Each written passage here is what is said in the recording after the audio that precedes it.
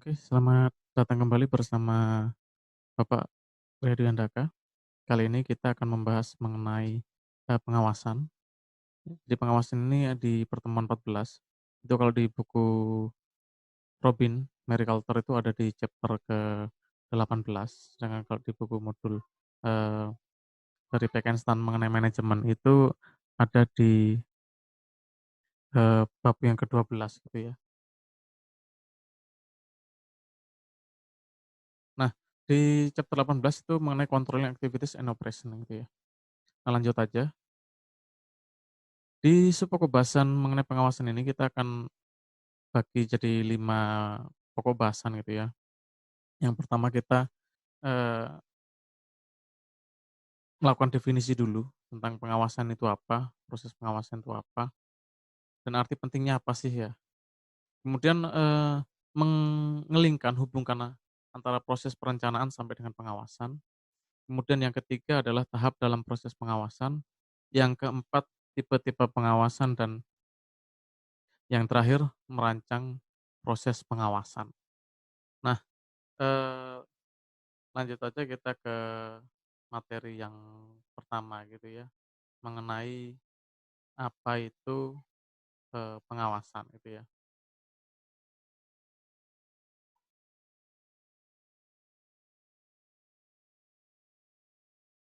Nah, pengawasan atau controlling gitu ya. Jadi, pengawasan kalau kita lihat di, planning, organizing, leading, and controlling itu merupakan, fungsi terakhir gitu ya. Jadi di fungsi manajemen merupakan fungsi terakhir gitu ya.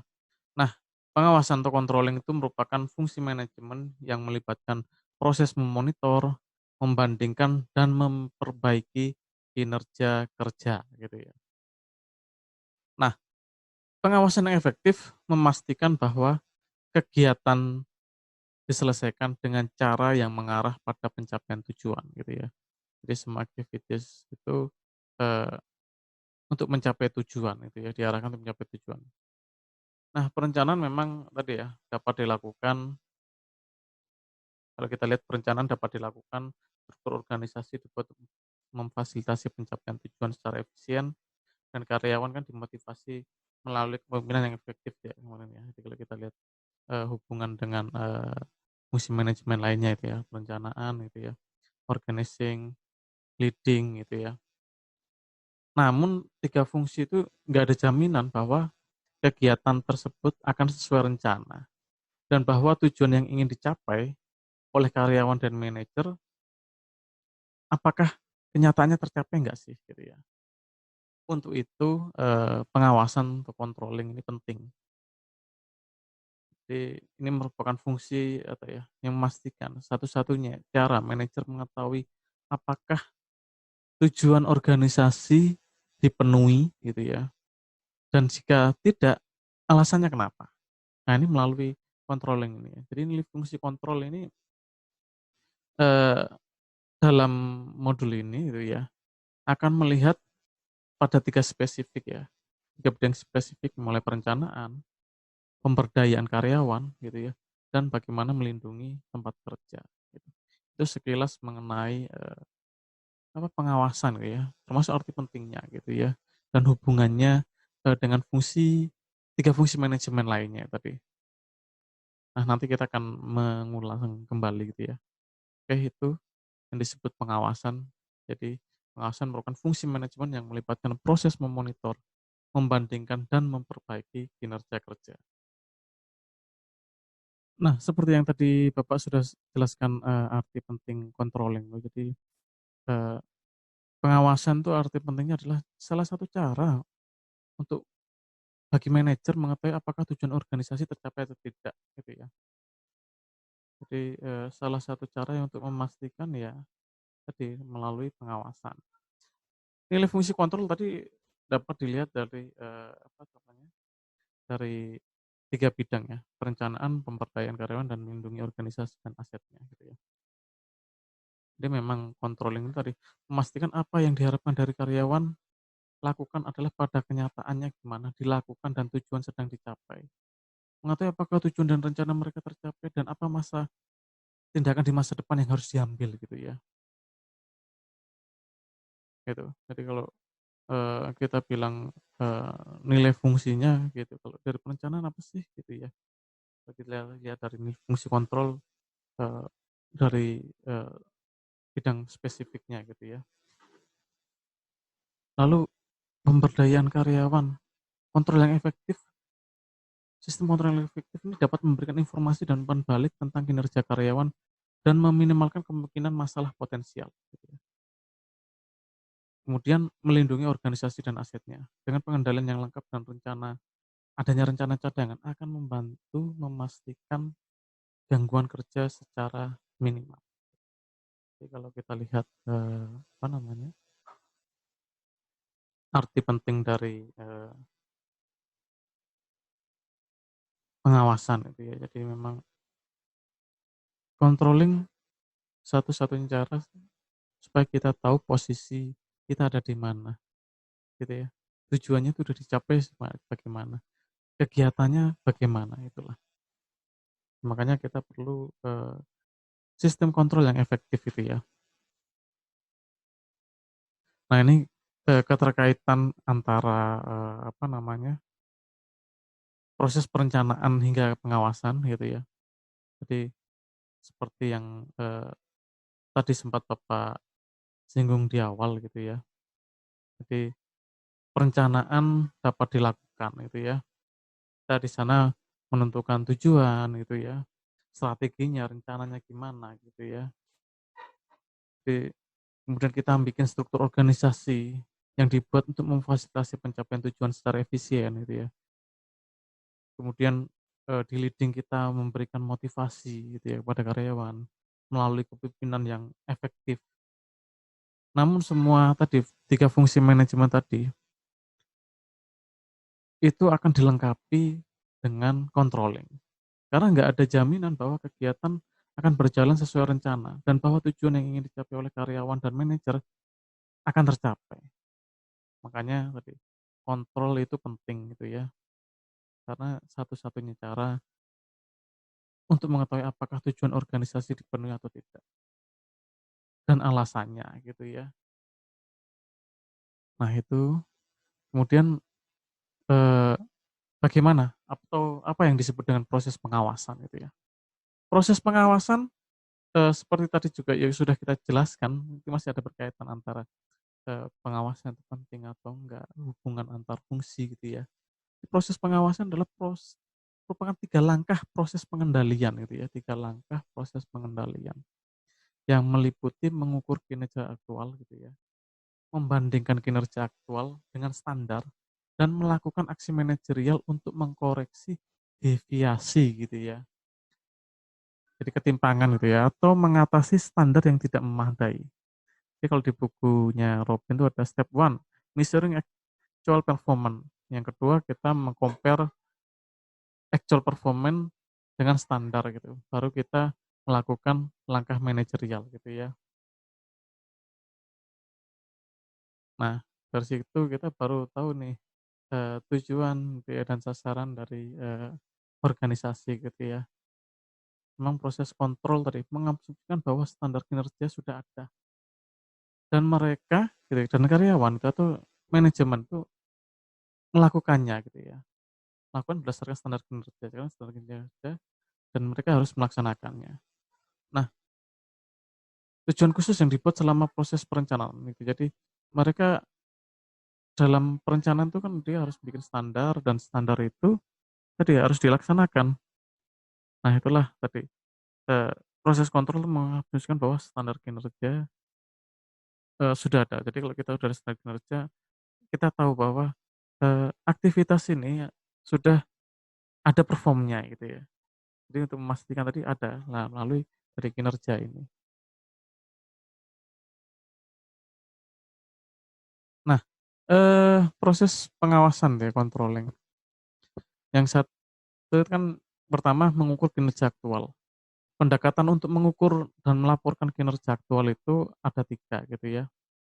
Jadi kita bisa melalui pengamatan pribadi, laporan statistik, laporan lisan, hingga laporan tertulis. Jadi ada, eee, 4 pendekatan itu ya dalam rangka mengukur dan melaporkan kinerja aktual gitu ya. Nah kalau keunggulan pengamatan pribadi, eee, memang kita mendapatkan pengetahuan secara langsung lengkap gitu ya, tanpa difilter, terus cakupan kegiatannya intensif, namun tadi, karena ini pribadi maka lebih banyak, sisi subjektivitasnya gitu ya untuk pada pribadi. Lalu butuh banyak waktu gitu ya dan, menonjol, maksudnya menonjol ini ya ya tadi karena unsur subjektivitas maka, ini utamanya di sini gitu ya, itu tadi. Lalu metode laporan statistik, nah kalau laporan statistik itu kan biasanya kan kuantitatif gitu ya, mudah divisualisasikan, efektif untuk menunjukkan hubungan. Jadi kalau kita lihat statistik makanya, eee, ada korelasinya gitu ya, ada hubungannya sebab akibatnya apa gitu ya. Nah itu angka-angka tadi bisa divisualisasikan. Kekurangannya memang hanya sebatas angka, eee, jadi kurang terbatas gitu ya dan mengesampingkan faktor subjektivitas. Jadi tidak berarti kalau objektif itu benar dan subjektif itu salah gitu ya. Kalau objektif, oh ini, tidak tercapai gitu ya. Target penjualan tidak tercapai, tapi kan nggak tahu subjektivitas. Misal, oh orang mau jualan sales-nya takut Covid kan, jadi, dia pakai metode cara online namun yang dijual kurang, kurang support tuh ya, kurang support karena belum ada video yang menjelaskan dan lain-lain sebagainya. Jadi, eee, hanya visualisasi angka-angka itu yang mungkin ya objektif cuma kurang kurang terlihat subjektivitas dari, apa namanya, kinerja tadi ya, pengukuran kinerja tadi ya. Kemudian metode laporan lisan. Nah ini, kalau lisan berarti kita langsung kalau di pemrosesan langsung kita lihat informasi cepat didapat gitu ya, langsung dapat. Memungkinkan umpan balik verbal dan non verbal. Jadi kalau kita langsung dapat laporan, nah kita bisa langsung kasih respon gitu ya. Kekurangannya memang, eee, informasi terfilter dan informasi tidak bisa didokumentasikan ya. Jadi, ya kalau mau didokumentasikan berarti kita pakai, metode wawancara dan ditulis mungkin pakai, pengawasannya bentuknya pertanyaan terbuka gitu ya. Tapi itu jadinya bukan laporan lisan, laporan tertulis gitu ya. Dan yang keempat adalah pendekatan mengukur kinerja aktual melalui laporan tertulis. Nah ini keunggulannya komprehensif gitu ya. Komprehensif kalau semua pertanyaannya lengkap deh, komprehensif kita bisa nanyakan banyak gitu ya. Ya tapi untuk mengukur kinerja itu, eee, tertulis itu biar lengkap ya kita tes dulu baru kita edarkan gitu ya. Baiknya gitu kalau di format kuesioner gitu ya. Kemudian laporan tertulis kali sifatnya komprehensif, formal, dan mudah didokumentasikan gitu ya. Mudah didokumentasikan dan disimpulkan gitu ya. Mudah didokumentasikan dan disimpulkan. Kekurangannya memerlukan banyak waktu untuk persiapan tadi kan. Kalau mungkin laporan tertulis kan mau tanya apa nih gitu kan. Terus divalidasi dulu gitu ya. Apakah pertanyaannya valid gitu ya. Reliable enggak gitu ya. Baru kita edarin. Kita tes. Kemudian yang proses pengawasan yang kedua adalah membandingkan kinerja aktual terhadap standar gitu ya. Di sini kita punya tugas tadi, menentukan rentang variasi dari kinerja dalam sebuah kegiatan yang dapat diterima. Jadi kalau dicontoh di buku Robin tuh misal seorang manajer di lokasi pengiriman pizza gitu ya, mungkin menggunakan ukuran seperti jumlah pizza yang dikirim per hari gitu ya, waktu pengiriman, rata-rata untuk pesanan telepon dan online gitu ya, lalu jumlah kupon yang ditebus gitu ya. Seorang manajer tadi ya, kalau di agen pemerintah mungkin menggunakan aplikasi yang diketik per hari, permintaan klien per jam, atau waktu rata-rata untuk memproses dokumen. Sebagian besar kegiatan kerja dapat dinyatakan dalam istilah yang dapat diukur. Namun, manajer harus menggunakan tindakan subjektif bila perlu. Meskipun tindakan seperti ini mungkin ada keterbatasan ya, namun lebih baik daripada tidak memiliki standar sekali dan tidak melakukan pengendalian. Nah, memang, eee kita membandingkan kinerja aktual terhadap standar tuh kan tadi, dalam perencanaan standar itu harus ada. Misal, kalau di pizza kita, telepon pasti diantar 30 menit gitu ya, itu standarnya gitu.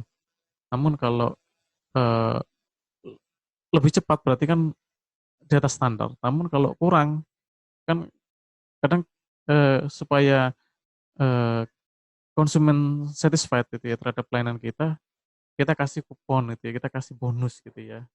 Itu bisa juga itu ya. Jadi, memang perlu kita tetapkan standar kinerja ya. Jadi kinerjanya memuaskan karyawan gimana, misal, oh standarnya kalau mereka telepon dalam 30 menit kita harus segera antar gitu ya. Nah itu tuh harus ada standarnya. Kita harus bandingkan apakah, eee, aktivitas itu acceptable di upper limit atau acceptable di lower limit gitu ya. Jadi ada standarnya, oke masih ya masih 35 menit okelah gitu kan, karena mungkin macet dan lain-lain. Jadi itu ada subjektivitasnya juga, nggak hanya sekedar visualisasi. Namun kita penting untuk membandingkan tadi ya, eee, kinerja aktual terhadap standar gitu ya. Kemudian, yang ketiga dalam proses pengawasan itu adalah melakukan aksi manajerial gitu ya, melakukan aksi manajerial ini sifatnya korektif gitu ya. Kalau tadi kita sudah, eee, mengukur kinerja aktual, lalu kinerja aktual didapat, kita bandingkan dengan standar. Nah yang ketiga ini kita melakukan aksi manajerial. Melakukan aksi manajerial ini sifatnya korektif ya. Kita bisa nggak melakukan apa-apa, yang kedua kita memperbaiki kinerja aktual, dan yang ketiga kita merevisi standar gitu ya. Nah kalau tidak melakukan apa-apa kita nggak perlu dibahas gitu ya. Nah di memperbaiki kinerja aktual ini ada 2 gitu ya. Kita bisa melakukan korektif langsung dan korektif dasar. Korektif langsung itu tadi tindakan korektif yang memperbaiki masalah sekaligus untuk mendapatkan kinerja kembali ke jalurnya. Sedangkan korektif dasar, korektif yang melihat bagaimana dan mengapa kinerja menyimpang sebelum mengoreksi sumber penyimpangan gitu ya. Jadi, kalau korektif langsung ya saat pelaksanaan, oh ini ada kesalahan maka langsung di, apa namanya, dibalikkan ke jalurnya. Misal kalau, oh pesannya 30 menit macet, oh oke kita langsung karena apa namanya, lebih langsung dikontak sales-nya gitu yang ngirim, kasih bonus gitu ya, langsung gitu ya. Akhirnya kita, apa, ada koreksi langsung gitu ya, mmm, permohonan maaf. Koreksi dasar, misal kita apa ya, korektif melihat, eee, kita lihat prosesnya gitu ya, kalau korektif dasar kita lihat prosesnya, bagaimana dan mengapa bisa terjadi keterlambatan misal gitu ya. Oh ternyata ada 2 pesanan atau mungkin macet dan atau prosesnya, lama gitu ya, itu perlu kita perbaiki gitu ya. Kita bisa memperbaiki kinerja kita melalui koreksi dasar gitu ya. Dan yang ketiga dalam aksi manajerial yaitu merevisi standar. Nah jika kinerja secara konsisten melebihi tujuan gitu ya, maka seorang manajer harus melihat apakah tujuan itu terlalu mudah dan perlu ditingkatkan gitu ya. Karena kan kadang-kadang nah ini koreksinya merevisi standar ini standar ke atas ya, misal, eee, dalam 1 tahun misal, seorang dosen, IQ-nya harus menghasilkan 1 tahun 1 proyek penelitian gitu ya, 1 jurnal. Oh 1 jurnal ini terlalu sedikit, paling enggak 2 gitu ya. Kok kok setiap orang, terpenuhi misal gitu dari sekian dosen terpenuhi gitu. Oh makanya lebih challenging 2 gitu. Jadi gitu, jadi istilahnya sebenarnya standar itu tadi untuk yang kita udah bicarakan mengenai motivasi gitu ya.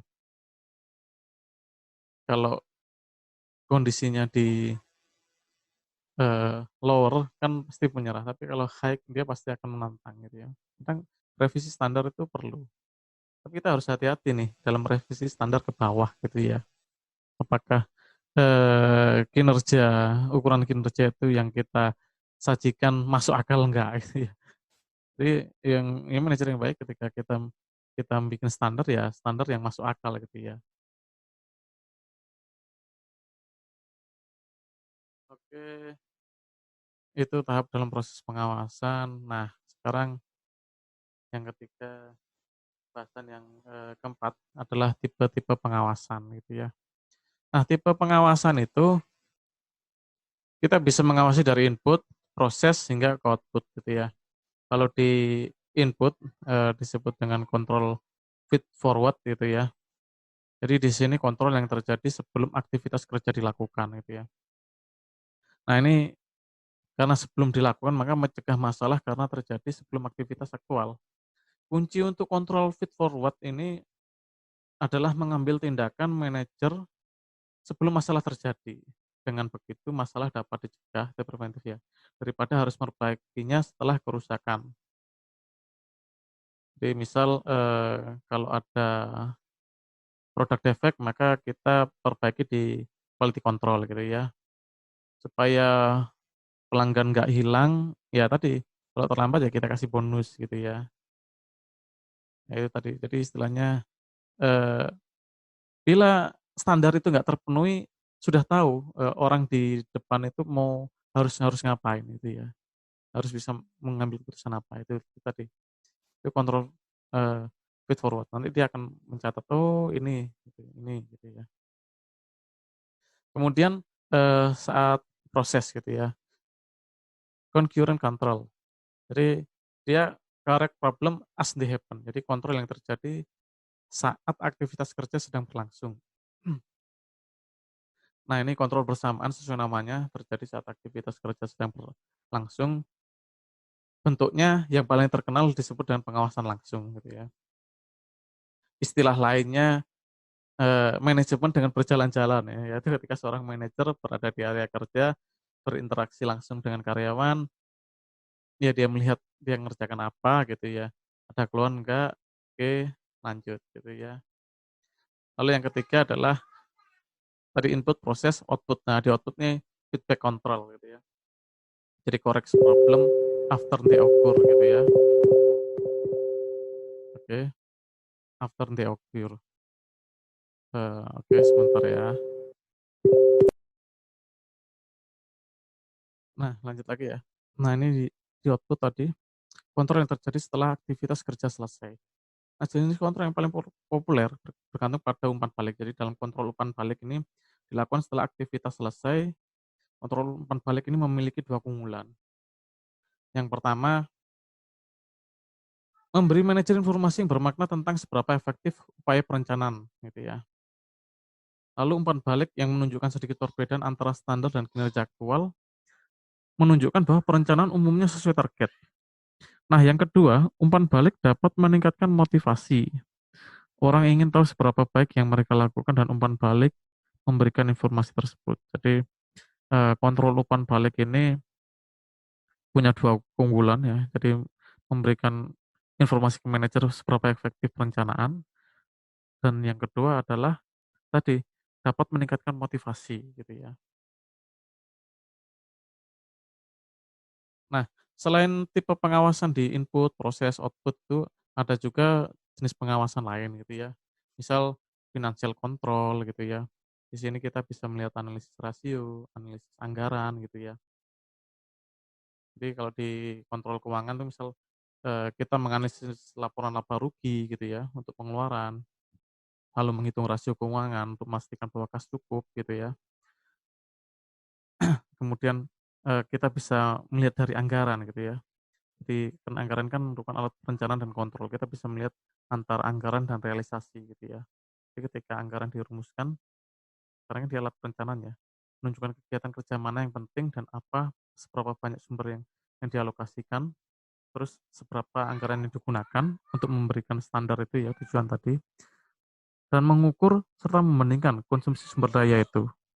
Jika, penyimpangan cukup signifikan sehingga memerlukan tindakan, manajer memeriksa apa yang telah terjadi dan mencoba mengungkap alasannya gitu ya. Itu, pengawasan keuangan. Lalu ada juga pengawasan informasi, jadi ada sistem informasi manajemen gitu ya. Di sini kita Dalam mengukur kinerja aktual tadi ya, manajer memerlukan informasi tentang apa yang terjadi di area tanggung jawabnya, sehingga dapat membandingkan kinerja aktual dengan standar.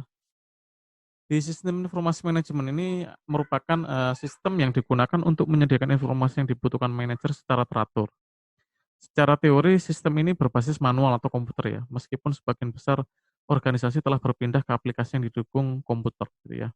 Istilah SIM mensyaratkan ketertiban gitu ya, pengaturan dan tujuan. Lebih lanjut, SIM ini berfokus secara khusus pada penyediaan informasi kepada manajer. Jadi ada data yang diproses dan dianalisis, tidak hanya fakta mentah dan tidak dianalisis. Jadi kalau SIM itu kan kita bisa lihat ya alur prosesnya apa, berapa gitu ya, apa yang harus telah dilakukan dan harus dilakukan itu kita bisa lihat gitu ya. Kemudian ada pengawasan balance scorecard gitu ya. Cara untuk mengevaluasi kinerja organisasi, eee, tidak hanya melihat dari keuangan, tapi pada keuangan, pelanggan, proses internal, dan aset manusia ya, gitu ya, itu ada. Kemudian ada benchmarking gitu ya, tadi kan pendekatan balance scorecard tadi kan, eee, tidak hanya dari perspektif keuangan gitu ya. Nah, di benchmarking ini alat pengukuran kinerja melihat lebih dari sekedar perspektif keuangan. Benchmark ini standar pengukuran untuk mengukur dan membandingkan. Jadi kita membandingkan, semuanya gitu ya, keuangan, pelanggan, proses internal gitu ya, di benchmark, dibandingkan gitu ya. Apakah sudah pas nggak? Jadi istilahnya ada rule of organisasinya gitu ya. Udah cocok nggak sih di benchmark, udah sesuai nggak? Kemudian kita menyesuaikan kontrol untuk perbedaan lintas budaya dan gejolak global gitu ya. Jadi, cara membuat kontrol yang diformalkan misal laporan formal, dampak teknologi, kendala karena hukum setempat gitu ya, masalah perbandingan dan pengumpulan data gitu ya. Itu, kita menyesuaikan kontrol untuk perbedaan lintas budaya gitu ya, dan gejolak global misalnya kayak gini, saat pandemi gimana, saat enggak itu yang kita sesuaikan. Nah, ada kalau audit itu kan ada audit tematik istilahnya gitu ya, itu juga. Kemudian, kita bisa mengontrol pencurian karyawan gitu ya, karena kan pencurian oleh karyawan ini kan didefinisikan sebagai pengambilan properti perusahaan oleh karyawan secara tidak sah gitu ya, mulai dari penggelapan gitu ya, hingga menghapus peralatan. Untuk itu manajer perlu, dididik gitu ya, supaya kontrol supaya bisa melakukan pengendalian ya, dan bersiap untuk menghadapinya. Kemudian, tipe pengawasan mengontrol interaksi pelanggan. Jadi rantai keuntungan layanan adalah urutan layanan dari karyawan ke pelanggan untuk mendapatkan keuntungan gitu ya. Jadi dalam konsep ini, strategi dan sistem pemberian layanan perusahaan mempengaruhi cara karyawan menangani pelanggan. Seberapa produktif mereka dalam memberikan layanan dan kualitas layanan itu gitu ya. Nah ini, eee, tipe-tipe pengawasan yang lain, ada financial control, pengawasan informasi, balance scorecard, hingga ke mengontrol interaksi pelanggan. Nah ini, contoh-contoh tadi ya, popular financial ratio tadi kan di, eee, faktor keuangan gitu ya. Kemudian ini, merancang proses pengawasan. Jadi ini kan tadi ada, 3 langkah gitu ya, 3 langkah dalam, proses perencanaan gitu ya. Jadi ketika ada tujuan dan standar gitu ya, maka langkah yang pertama kita akan tadi mengukur aktual kinerja. Setelah itu kita mengukur kinerja dengan standar. Jika itu dicapai, ya nggak usah ngelakuin apa-apa gitu ya. Tapi kalau enggak, maka tadi, apa, keunikan yang harus apa ya, varian acceptable nggak? Jadi ini bisa apa ya, ditoleransi nggak gitu ya? Apakah perbedaan ini bisa ditoleransi nggak, bisa diterima nggak gitu ya? Jika iya, ya nggak usah melakukan apa-apa. Tapi kalau enggak, balik lagi, apakah standarnya dapat diterima? Oh iya, kalau itu standarnya dapat diterima, kita harus mendefinisikan itu ya, mengidentifikasi penyebab dari perbedaan ini, perbedaan misal antara, standar dengan kinerja itu ya. Kita bisa melakukan tadi, memperbaiki kinerja gitu ya, memperbaiki kinerja, correct performance. Kalau standarnya tidak dapat diterima, maka kita harus memperbaiki standar gitu ya. standarnya ketinggian atau standarnya kerendahan, gitu ya. Kembali lagi ke standar. Itulah, perancang proses pengawasan gitu ya. Sekian dulu, penjelasan dari Bapak. Terima kasih, sampai jumpa di pertemuan berikutnya dengan review gitu ya.